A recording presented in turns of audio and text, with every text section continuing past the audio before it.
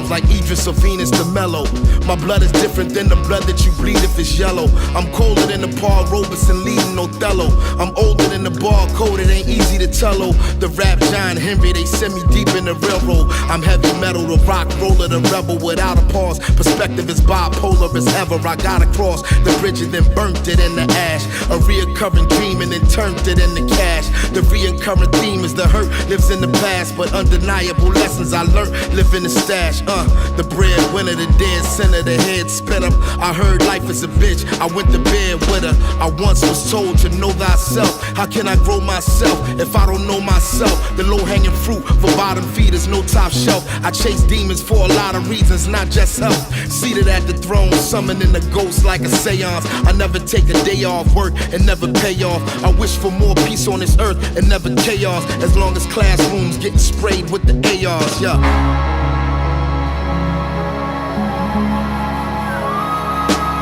Revelation of a blessing in disguise. I looked hate in the face and read the message in his eyes. They clickbaited the nation and requested the response and dictated the makings of another renaissance. But wait, the fate of it's what the government decides. And I don't mean a state, I mean it's government of ours. The mark, the ark of the covenant requires frauds. I'm making a mockery of them with the bars alone. The population of the world has grown, and more people in the streets than live in gorgeous homes. A lot of heavy conflict zones, the swords are shown. I'm trying to study all the language on the Georgia Stones. To quote the classic joint, what a fool believes and what the teachers in the school believes is very different from what the thieves in the class and rule believes. I'm trying to give y'all some jewelries. We under pressure like a diamond mine. Hunting is something like a phenomenon, and we losing light like M. Night Shyamalan. Them people searching for something with body armor on. You never know who they want, and that's why we on alarm. Preparing me, that isn't necessary. What I'm haunted by is knowing where the bodies are buried. Yet I'm torn about the omen, knowing my adversary. I'm gone to never bury. It's on, it's getting heavy for real.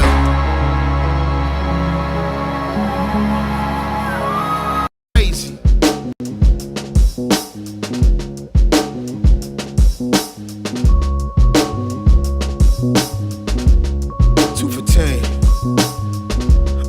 I'm here seated at the helm. The black soundtrack to confusion is the film. I'm channeling uncertainty and using it to tell the story you're winning in life, then losing it as well. The triumph was Machiavelli inspired, awakened a sleeping giant, commanded to reap in Zion. Fresh from the fire and into formal attire that's from a foreign designer. I call a plug, supplier of the how we got. Try me not, that's the caveat. You probably get the same thing my last body got. Poet laureate, swift chariot, the Maserati, the one to watch. Born the year of the ox. I got more than a reason to revel like Jesus and Merrill. Lyrical religious hero on Jesus' level. The reason none of these heathens is even as thorough. We bear arms like Idris or Venus to mellow. My blood is different than the blood that you bleed if it's yellow. I'm colder than the Paul Robeson leading Othello. I'm older than the barcode, it ain't easy to tell. The rap giant Henry, they send me deep in the railroad. I'm heavy metal, the rock roller, the rebel without a pause. Perspective is bipolar as ever. I gotta cross the bridge and then burnt it in the ash. A reoccurring dream and then turned it into cash. The reoccurring theme is the hurt lives in the past, but undeniable lessons I learned live in the stash. The breadwinner, the dead center, the head spinner. I heard life is a bitch, I went to bed with her. I once was told to know thyself. How can I grow myself if I don't know myself? The low-hanging fruit for bottom feeders, no top shelf. I chase demons for a lot of reasons, not just health. Seated at the throne, summoning the ghost like a seance. I never take a day off work and never pay off. I wish for more peace on this earth and never chaos. As long as classrooms getting sprayed with the ARs, yeah.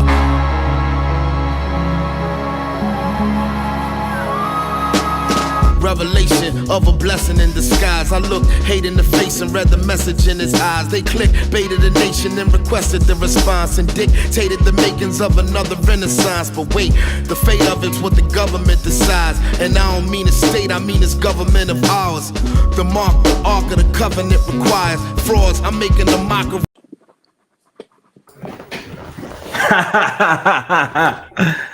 What's up, baby? Hey, what's up, man? What's going on with you? Birthday boy? Huh? Happy belated birthday.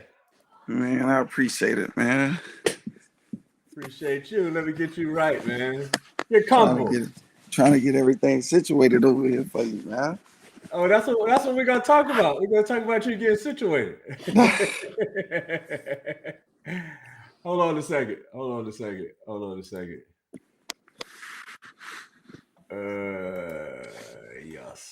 Yes, sir. How you feeling? Good, man. Good. Relaxed. Just I'm feeling like I'm 50, man. Well, I wasn't gonna say your age, but since you put it out there, man, that's a big milestone, brother. I know, man. My mom, That's man, she was on my head today, man. She's like, you got to do a better job taking care of yourself. I said, I got you. well, you look good. You look good. You ready? You ready to rock and roll? We live, so you ready to rock and roll?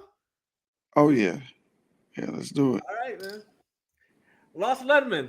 You know, I want to say this is special, but really all guests and every time we have somebody on the platform is special. But it is an interesting evening tonight because this is a repeat guest.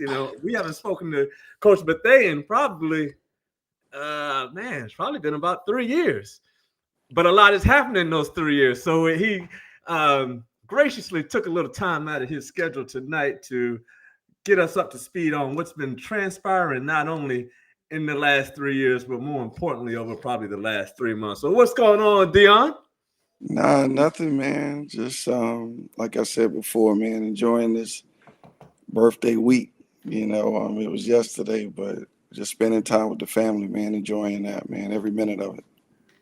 Well, man, happy birthday to you, man. And I know your wife and your kids have something really nice planned. If you guys haven't already done it yet. But man, what a hell of a birthday you had yesterday.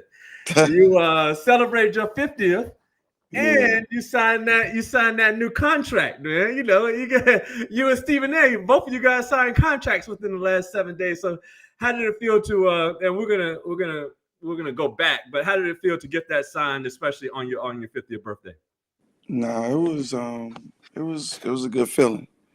Getting the opportunity to be home, man, just it felt right. You know what I'm saying? And this year, alone has been different, man. But it felt really good, man. I was excited.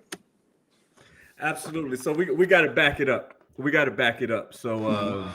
2 years ago, obviously, you guys were entrenched in I would say it's your sixth championship, right? That you won there at Gray. Was that? Yeah, That's correct. Your sixth championship. yeah. And man, talk a little bit about that year and what was going through your mind, as you were taking that what we're not gonna say it was the final ride, but it was the last ride for you at Gray. So talk a little bit about that year and kind of what your emotions were during that year. It was, I mean, it was still, win the region, and then also have an opportunity to win the championship, and then when you get further along in the season, it's more about, making sure our guys get college opportunities. So that was, um, really important for myself and the staff. Making sure we push those guys through, but at the same time, man, like it was like any other year. I mean, of course, you had, you know, um, a lot of different things that you had to sit there and deal with, but we never let the negativity, keep us from what the main thing was. Winning a championship and sending those seniors out the right way. So, again, man, like we didn't feed a lot into it. We just stayed together and stayed focused, man. So that's a credit to my staff and the kids too. Well, man, I got to give you credit on that because, but definitely 6 championships is a lot, man. That is, and you had a stranglehold. Obviously, you had a stranglehold on 2A. There's definitely no doubt about that. But man, you were such a big presence in the greater culture of South Carolina high school. Well, definitely high school basketball. I would say grassroots basketball, even going back to the Ravens, and what you did, with that organization. So talking about 2 years ago, I would say, man, I've never seen a coach get less enjoyment out of a state championship as you probably did that last time, man. Because that's probably harsh, but I think you were tired, man, and you were tired because there was a lot going on in terms of, and as you said, one point that I've always respected about you a lot is you win, but even more so, your kids, you put a lot of kids in school, man. Like the numbers are what they are, man. You continuously put kids in school, but with so much going on that last year, obviously with the high school league and them, switching up the teams not playing you guys. And I don't even want to go into all the specifics because to be honest with you, I don't even remember all the specifics, but I know you guys had to forfeit a lot of games and you had to really get creative. I know you guys went down to Atlanta, you went down to Florida just to play games and make sure, you got your kids that exposure, and you had to do all that on the fly. So talk about a little bit about how difficult it was to kind of manage that, but also kind of what you learned, because nowadays, not only in basketball, but just in general, you have to be fluid. You have to be able to change on a dime. So talk a little bit about what you learned as a coach, in that final, or not the last run, not the final run, but the last run there with Gray when you won that six chip. Yeah, I'm a pretty smart dude, man. So going into that summer, man, it was, myself and, Mark Cooper. We was in Greenville at the coaching clinic. So I knew something was coming, but, like the thing for me was just making sure that we had a second schedule in place just in case, and, talking to our former athletic director, he was like, nah, man, I think they going to play. And, I was like, man, like something ain't right, but it's cool, but we'll be prepared for it. So even when that happened, like I was okay. You know what I'm saying? Like it was cool because it gave us better games anyway. I said that before, like it gave us an opportunity. It gave us an opportunity to, really, focus on like the exposure aspect like we do every year, but just more opportunities for the kids to go everywhere. And I really enjoyed that, and I think they did too. So, again, I didn't feed into it because it wasn't going to affect us. We was going to keep going.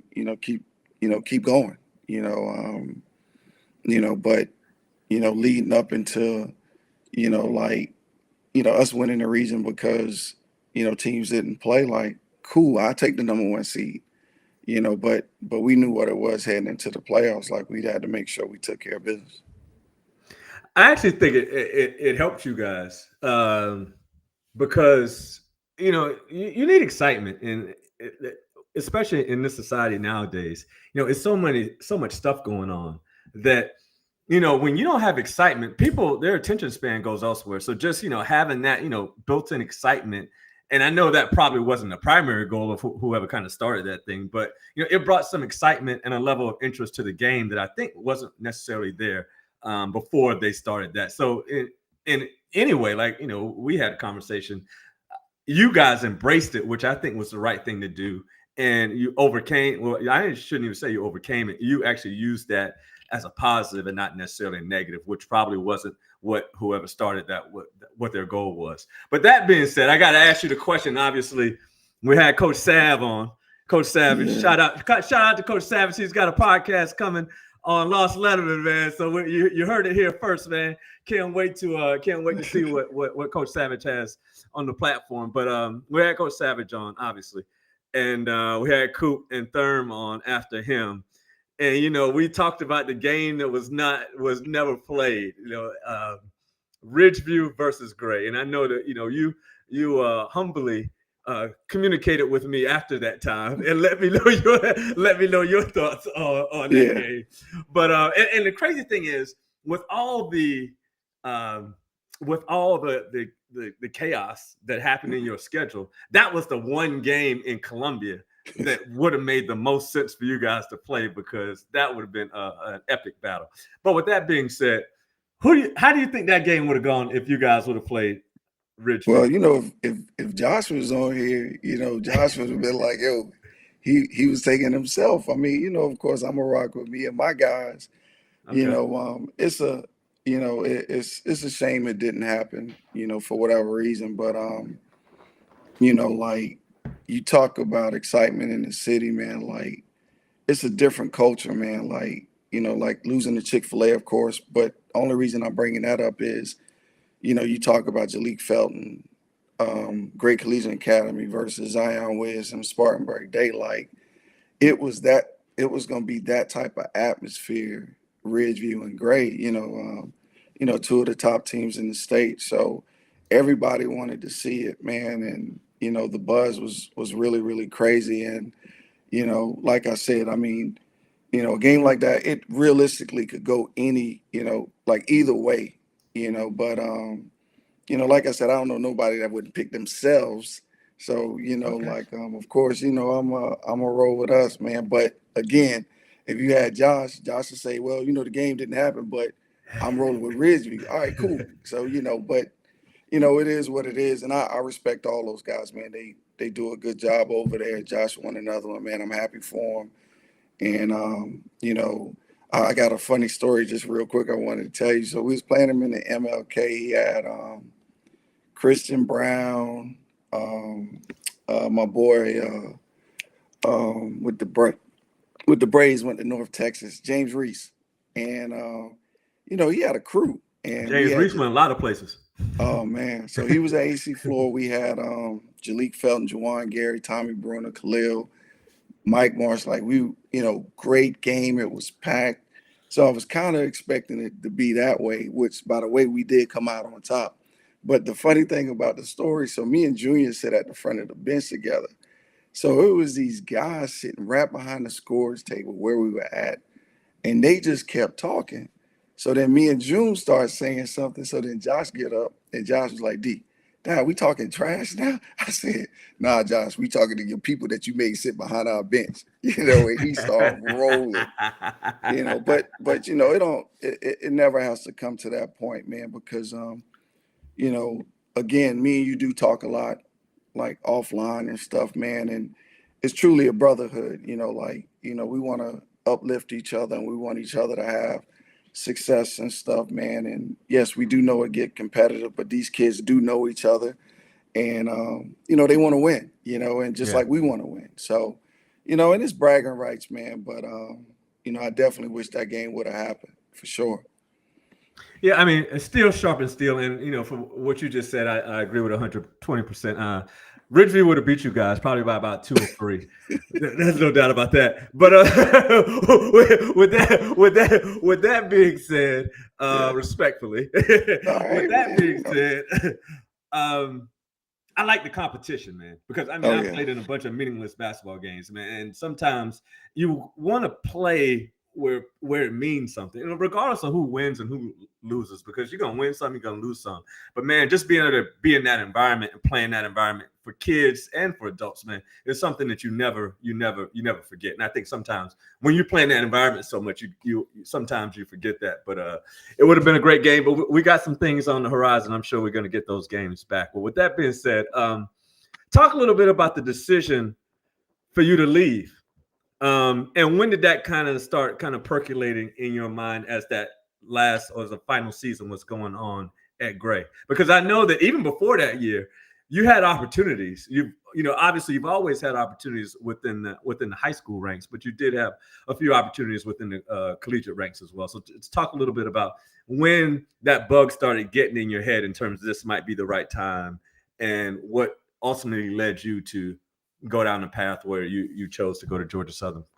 Oh yeah. Well, the biggest thing was the holdup was the boss, which is my wife, man. So distance, it definitely was, one of the biggest things, man. And like when this opportunity did present itself, because, I did want to, touch college, just to kind of get a feel of what it'll be like, man. And I always knew like if the right opportunity presented itself where it wasn't too far, that I would definitely shoot my shot, but then also too, I had to continue to keep getting better, as a coach, and I've done that, just going to training camps, working the elite camps, with Nike basketball and stuff. So it was like, more it was more so a thing for me about growth and,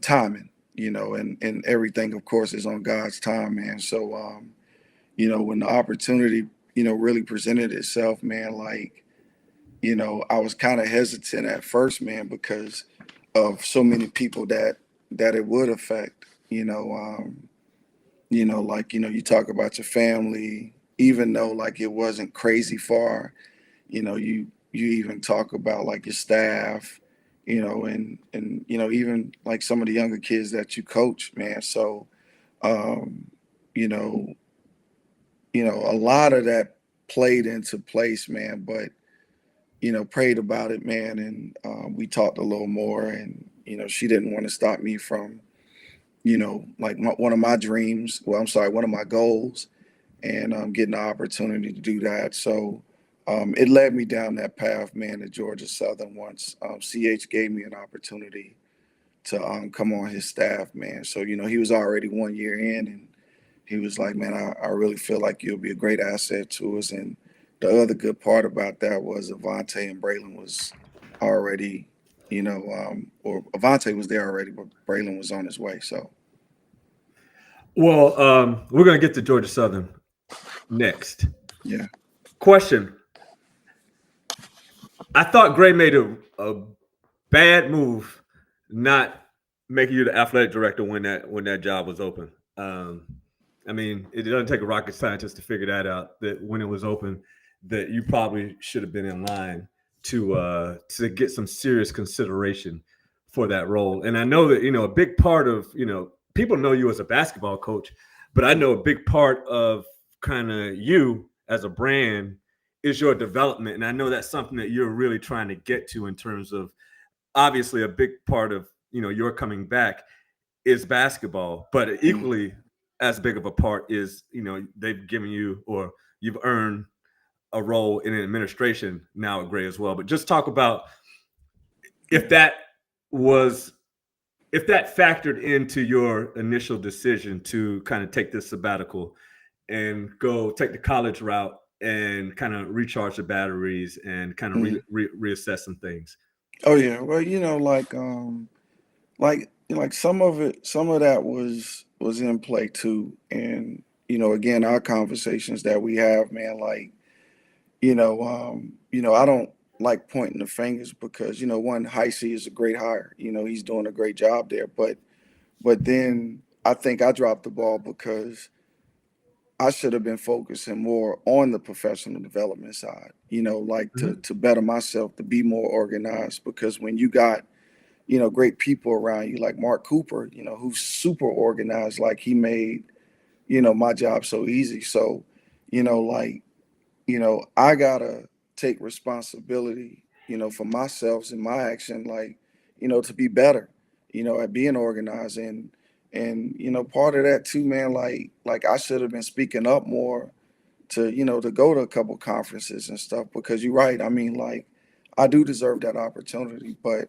again, it was God's plan and I wasn't ready for it, and that's fine. So like I didn't have any hard feelings. It was just, yeah, I felt like I could have been next, and they offered me the opportunity to apply for it. And, but I just needed to make sure, like, when the time comes, like, I'm gonna be ready, second time around, man. And really like focus on that a whole lot more. And like you said, the basketball stuff, like, to me, it's only 5% of it. It's 95% everything else what you're doing, so I just got to focus on that other 95%. Yes, sir, man. I definitely agree with that. What was it like going down to Georgia Southern and being a collegiate coach after the first week when all the hoopla and you're a college coach now, I know that kind of subsides, probably after a week or two, and you start hitting that road and having to live in those college gyms and things of that nature.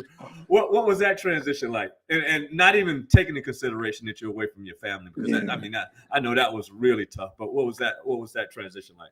And a credit to a lot of my friends here in South Carolina that coach high school basketball because they wanted to know, like, I mean, it's a difference, between high school and college, of course, but at the same time, man, a lot of the stuff that we do, they do it in high school, they do it in the NBA because I was at training camp, but it's different names to it, and a lot of people do it, do stuff a little different, and I will say this though, like at least at the high school level, you really get to put into those guys a lot of stuff that they gonna see to prepare them for it. I will say that, but got to travel, man, and catch up with old friends, man, that got kids. Everybody gonna have a kid, and my and my thing was, man, like regardless if he good enough for us, I still like I never wanted to be an assistant coach that just went to go see Joe Blow because he had a kid. Like, nah, man, like I actually want to go see and spend some time like with Ty Randolph, our boy. You know what I'm saying? Like at Bradwell, like Ty got some guys, but it was more so me just showing up in his gym and just showing him some love, regardless if we recruit his kid or not. That means more the relationship between me and him, and other people too, but definitely a lot of time on the road, man. Of course, my family wasn't there, but the basketball aspect, it was really, really good. I mean, Statesboro really, took care of me. CH, the staff and stuff, man, like learned a lot. We had a, incredible staff. Like those guys, man, like, they all touched South Carolina in some way and showed me a lot. But I really love being around the players, man, because all of them was different, in so many ways, and you know, like it's nothing like sitting there winning games with them, and then having conversations after we lose too. But staying positive with it, man, and but the challenge, man, like I said, you better make sure you're ready to, spend a lot of Travel. time in that office, watching film, a lot of film, and like because you do want to perfect it, and there's nothing wrong with that, but again, it's a lot of time away from your family, man, and CH used to say this all the time, man. Nobody wants to win more than him. Like, nah, we want to win too, like, but my job is to make him look good, man, because like he did give me the opportunity, and I wanted to make sure like I took full advantage of it, and did what was ever asked, man. So it wasn't anything bad. It was just, like I said, man, hey, NIL, you got to deal with all that, man. And, like I said, going a lot of different places too, bro. Well, one thing I'll give you credit for, man, and people think that being a college coach, especially assistant coach, is glamorous, but man, that's a grind, man. When you driving around all the time, I mean, it can be really a grind.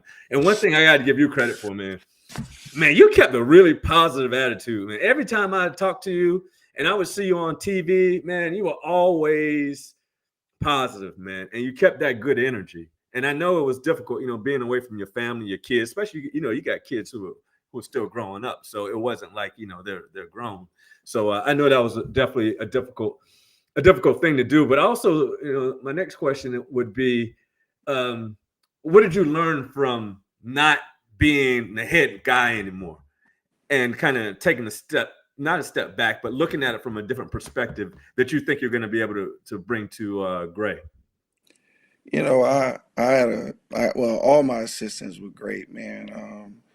I love Coach Dre to death, man. And, with me being the oldest person on, Southern staff, man, I had a lot of great conversations with Coach Dre because not just him being a great assistant coach to me, he was a great assistant to, the late, great George Glimp, man. So, Coach Dre was like, you know, I wouldn't come out the locker room, until like later on, when I was at Gray, because I'm in there, me and Coach Dreer just talking, chopping it up, man.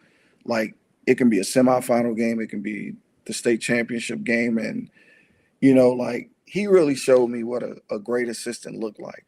Somebody, that can communicate with his head coach. Somebody that really loved his head coach, and somebody that would sit there and do anything for his head coach too. Because great assistants are hard to find. You know what I'm saying? And he's somebody that, even in his age, man, like, if I was out and I was at a bar or something, you get in a bar fight, you looking over your shoulder to see who gonna be with you. Coach Drew. He's definitely one of those guys. And I don't know what Coach Drew gonna do, but he gonna be there. But You gotta call Junior. Call Junior. he calls somebody like Junior. That's different. Like, D, go ahead and step out the way.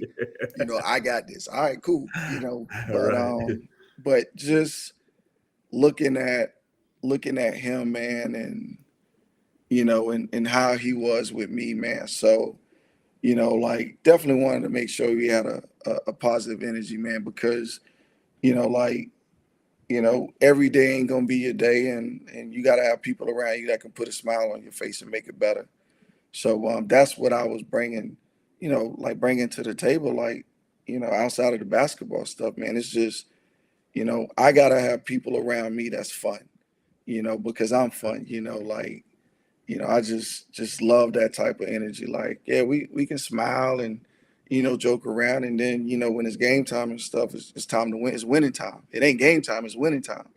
So, when you win, you win together. When you lose, and then you go back to the drawing boards and you try to fix it and make it right. So me adjusting to that assistant coach role, man, it wasn't difficult for me, man. It's just a title. We, at the end of the day, we brothers, and we trying to strive for the same things, man. So that was me.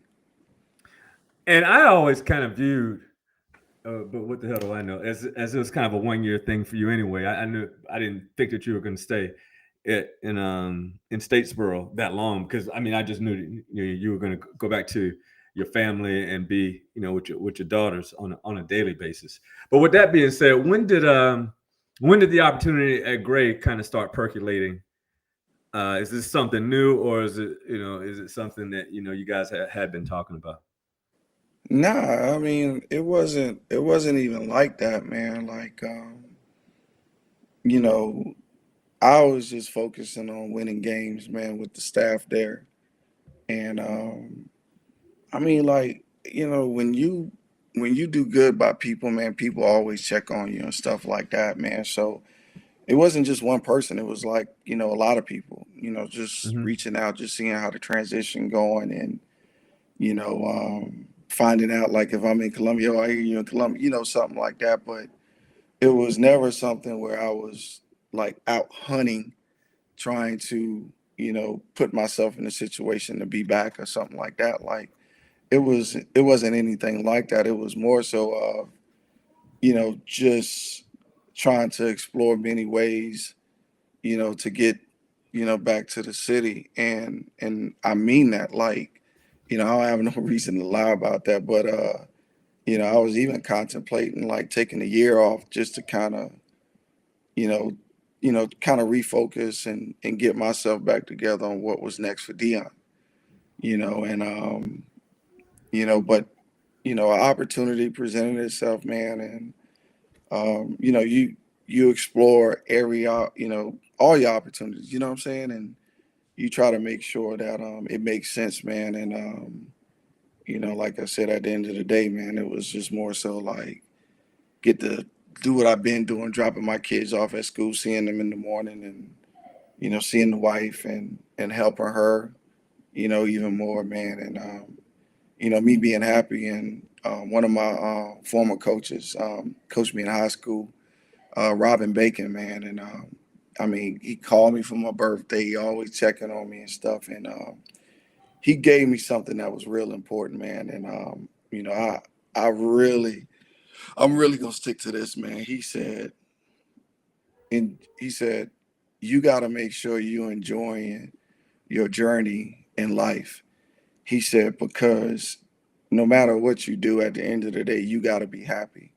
Now, I'm not saying that I wasn't happy in Statesboro. What I am saying is that nothing puts a smile on my face because of my why than my wife and my kids. And I'm not perfect, but I'm just saying, man, like, Well, you're it's close. nothing. Yeah. Well, it's nothing like sitting there, being around them, man, and not FaceTiming them, actually get a time to like spend time because, I missed the family vacation last summer, man, and that hurt, and you miss certain things, but then you try to make it back as much as possible. And again, I'm not knocking college coaching because, I think if that's a goal of yours, people should try it, but for me, man, I just felt like, I just needed to be in a situation that I get the opportunity to see them every day, and that's what happened. Man, shout out to your Wiz, man. Sade, man, she is the best agent a coach can have. Yeah, She man. is the best agent a coach can have. Talk a little bit about what how she's helped you because a lot of people might not realize it, but she really is instrumental in all of the moves that you make, not necessarily on the basketball side, but the business side of it. So talk a little bit about the Wiz and what she's done for you in terms of the Uh, brand. she's organized. She got her event management company, of course, and the preview that's hers now. It's not mine no more. She's energetic, man. She's full of life, man, and she's also a family person too, man. And she's very creative with a lot of stuff she do. Now, I might not like it, but what I'm saying, you go along with it, man.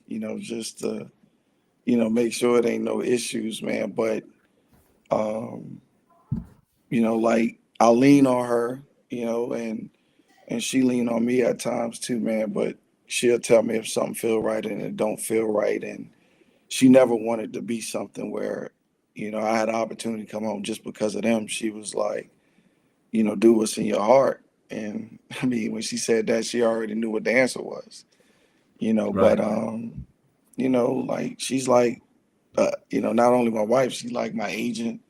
Of course, she my boss, making sure I'm doing chores, and that never changed. And just making sure I'm okay, man. Like, across the board, man. She don't want nobody to mistreat me. She don't want like, anybody to try to get over on me. So, she'll be like, nah, that doesn't sound right. You don't need to deal with that. And then also too, she know when I'm hurt. So, we can have conversations because like I said, when I was the head coach at Gray, she'll be like, I don't deal with losers. You better win. So definitely had to make sure I was in position to keep doing that. So yeah, she's great, man, and she's a big part of everything that I do.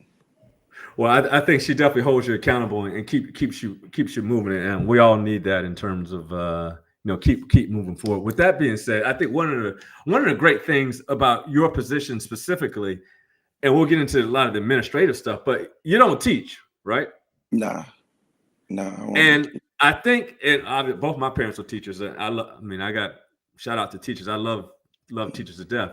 Um, but your job, one of your primary job is to win basketball games at Gray. I mean, that's just what it is. That's what you come to school every day, essentially. Let's build a great culture. Let's win games. How do you think that helps you? Because we talked about your kids getting into college. How do you think that kind of helps you? Not having that other component because you're solely focused on coaching basketball. How do you kind of think that helps you be the best version of yourself that you can be? And obviously, you've never taught, so it's not something you can compare it to. But how do you think that kind of helps you?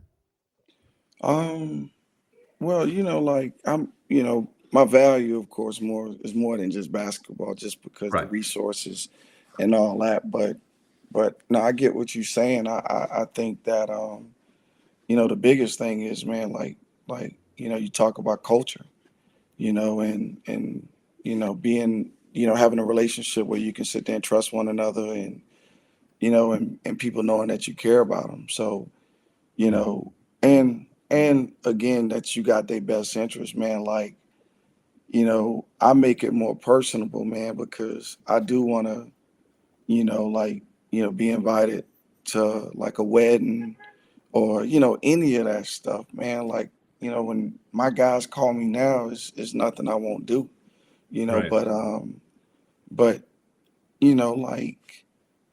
I think it start like, no, I don't think, I know it starts there. And then from there, we sit there and we start molding it, like what we build and what I put into it and the staff, man, like, it's nothing like it. Everybody is different, in other places, other programs and stuff, man. But, them kids know that we care about them and care about giving them opportunities and, them going out there performing and showcasing, what they can do, you know, um, and of course win games as well too. So, you know, um, I made I made this thing with myself, man. Like when we became eligible for the South Carolina High School League, that I never wanted to go watch another state championship game unless I was playing in it. So, you know, and I stand on that because every year that I'm coaching that grade, that's the objective for us to sit there and be at that end game, for us to sit there and win, So, yeah, that's what I do, man. You know what I'm saying? Like, now we molded at the beginning, man. All right, D. I gotta ask you the tough questions now. Though you left for a two-way champion. Since you left, Gray has changed classifications, obviously, and now it's 4A, if I'm not mistaken. Correct? Mm, yeah. And you don't have the horses. You don't have the horse. You left when you left. You had some horses. You don't have, and I don't know the roster, so no disrespect to the roster, but what I think is you don't have the same horses that you had, when you left. Those horses have left the stable, left the stable. Mm. What's the Though, expectation? What's the expectation for next year and years beyond? well, I'm gonna just tell you this now. So, like, if you really into horses like that, now you do have championship horses, but then at the same time, too, man, you got like those younger horses that are in situations to to sit there and get ready for what's coming. You know what I'm Right. saying? So like I wouldn't say there's no horses in the stable. What I would say is that, you know, they were young, and I think people don't know about them, but they're get an opportunity to really find out about them real soon. And then like I said, man, like, you know, you never know what you got up your sleeve either. You know what I'm saying? So like if you know me, and you know how much I like like just get stuff going, man. Like nah, man. Like you want to be in a situation where you can get it rolling. and, and that's why I say, obviously I want you guys to do well, but I don't care. I'm not coaching the team. But I think a rising tide lifts all boats, and I think it's great, not just for Gray, but I think it's great for the basketball community in South Carolina having you back because you bring a certain excitement to the game, and not to say there wasn't any there was any less excitement, but the basketball community needs all the excitement that they can get because it's a lot of it's a lot of competing factors. So it's great having you back in the game. So I got two more questions. I'm gonna get you out of here. Yeah. Obviously, the administrative part was a big reason that you came back just as much as you coaching basketball. How excited are you about the administrative part and kind of your growth outside of the basketball court? I'm not real excited, and that was majority of the conversation. It wasn't even like on no basketball stuff, man. I mean, like it was just more so like, me explaining to them that, I want to better myself. I bettered myself by going to get my degree, a Right. few years ago. You know what I'm saying? So, I want to add on to that, and really have even more opportunities, to help our student athletes, man, because you know, basketball's been great to me, but I'm not just a basketball coach, and they knew that. So, um, you know, me being an assistant admin now, like, I'm thrilled about that. I'm excited, man, and um, get a lot of opportunities to really take that and run with it, man. So I'm definitely going to do that. All right, man. Last question. I say that I asked this to the young boys. So Hmm. I'm a you're a young boy to me because I got you by a few times around the booth. So who do you want to give a shout out to, man? Because I know you've been off the radar a little bit, and I know you had a lot of people who held you down during your time away. So, man, who do you want to give a special shout out to? Well, Now that the the king is back. oh man, the first one, man, is my dad, man. I lost last month, man, and I want to give him a big shout out because he instilled so much toughness in me. You know what I'm saying? Like, he never would give me an opportunity to settle. He was like, "Nah, you're not settling, man. Go out there and be the best version of you." And then the other thing he always said to me too was, you got to make sure you so authentic, man. Like, don't be like everybody else. Be yourself. So, a huge shout out to him. Because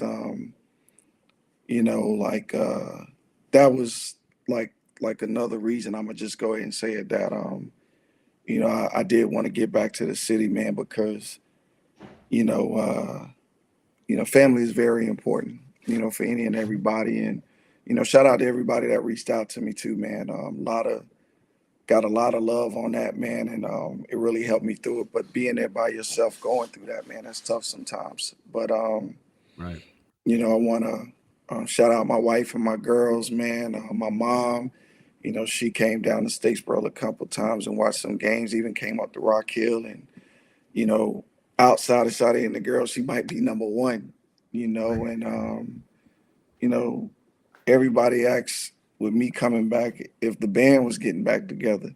You know, um, we just have to see, because there's no staff, and I said this before, no staff like my staff, man. Like, I really love those guys, man, and they love me, and it really took a lot out of me, telling those guys like that, I was doing something different, and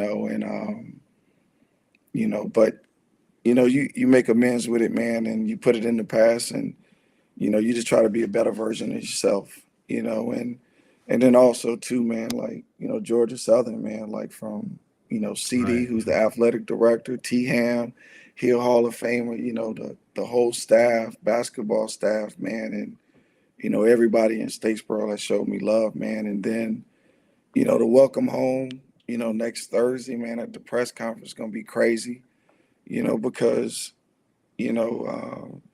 Everybody in, like I call it the GGN, man, the Great Nation.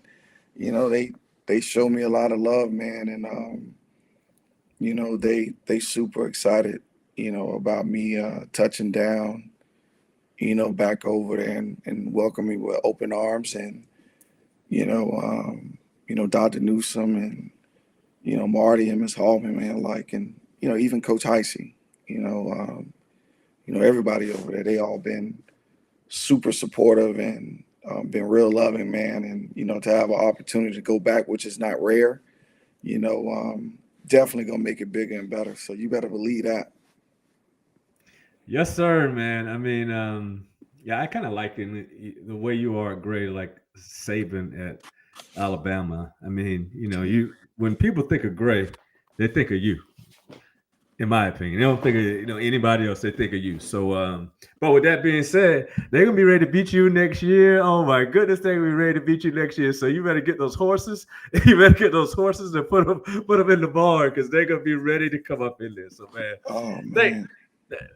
thank. You Todd, got anything else to say? I was just gonna say, you talking about I need to be ready. So what about them? They don't need to be ready. I'm just saying, like, come on, man, let's keep it real. Cause I mean, I don't trash talking any of that stuff, man. I just want to beat you, but Right. at the same time, man, like, like you said earlier, iron sharpens iron, man. So like, you only bring the best out of each other, man. And I do have a lot of friends in the state, man. And also too, man, before I forget, man, like, you know, I'm gonna tell you, man, like two guys that I leaned on, man, was really good friend of mine. We Nike family.